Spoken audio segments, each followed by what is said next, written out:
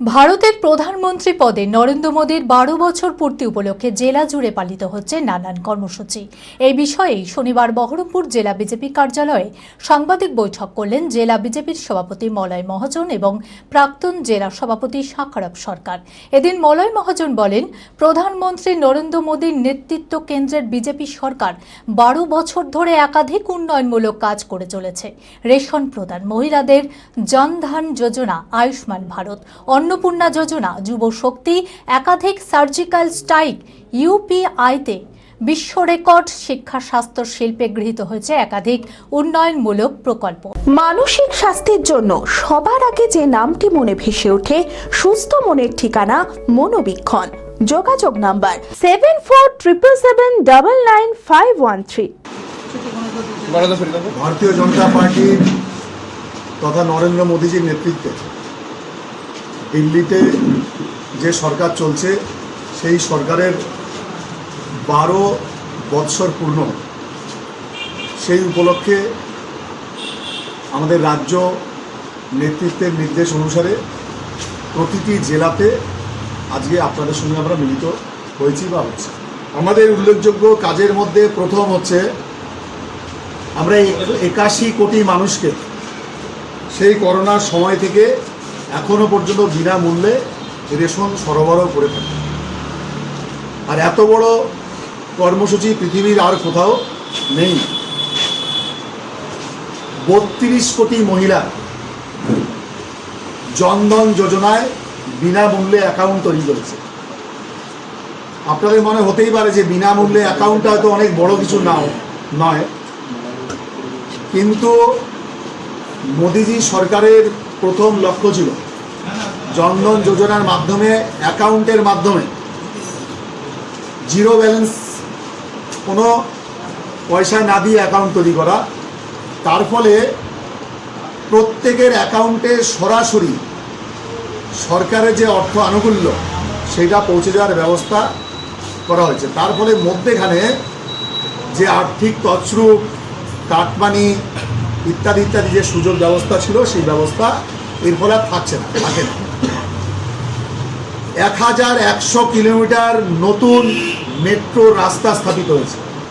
74টা থেকে 164টা নতুন বিমানবন্দর গোটা ভারতবর্ষে তৈরি হয়েছে।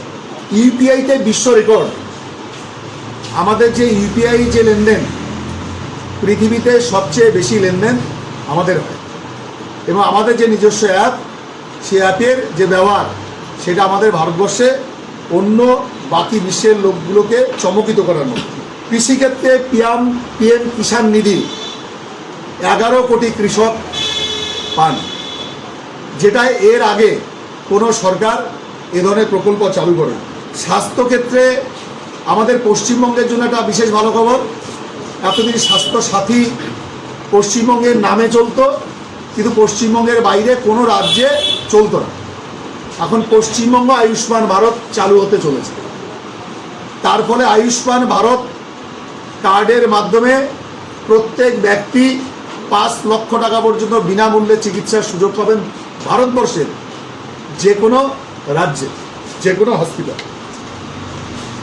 আর এতে করে কম বেশি 55 কোটি মানুষ উপকৃত হবে।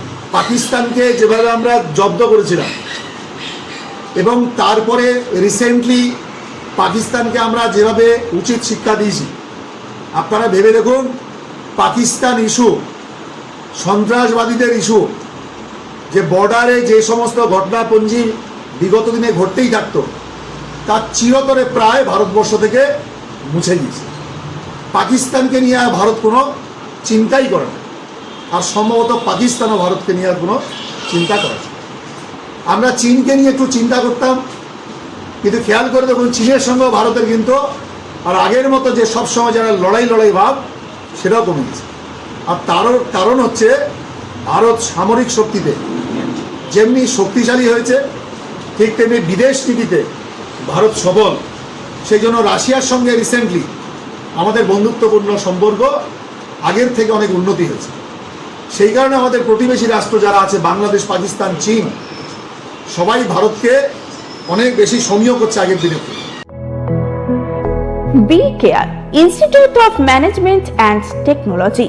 ভর্তি চলছে civil, mechanical, electrical, electronics and telecommunication engineering কোর্সে। শিক্ষাগত যোগ্যতা: প্রথম বর্ষে ভর্তির জন্য মাধ্যমিক পাস এবং দ্বিতীয় বর্ষে ভর্তির জন্য বিজ্ঞান বিভাগে উচ্চ মাধ্যমিক পাস অথবা উচ্চ মাধ্যমিক ভোকেশনাল পাস। খুবই অল্প খরচে পড়ার সুবর্ণ সুযোগের সাথে রয়েছে স্কলারশিপের ব্যবস্থাও। রয়েছে বাস পরিষেবা ও হোটেলে থাকার ব্যবস্থা। আইটিআই পাস ছাত্রছাত্রীদের দ্বিতীয় বর্ষে সরাসরি ভর্তি চলছে। মেধাবী ও আর্থিক দিক দিয়ে পিছিয়ে পড়া ছাত্রছাত্রীদের জন্য রয়েছে 20% বিশেষ ছাড়। ঠিকানা NH34 এর কাছে, কানফালা, নবগ্রাম, মুর্শিদাবাদ। যোগাযোগ নাম্বার 08967158821।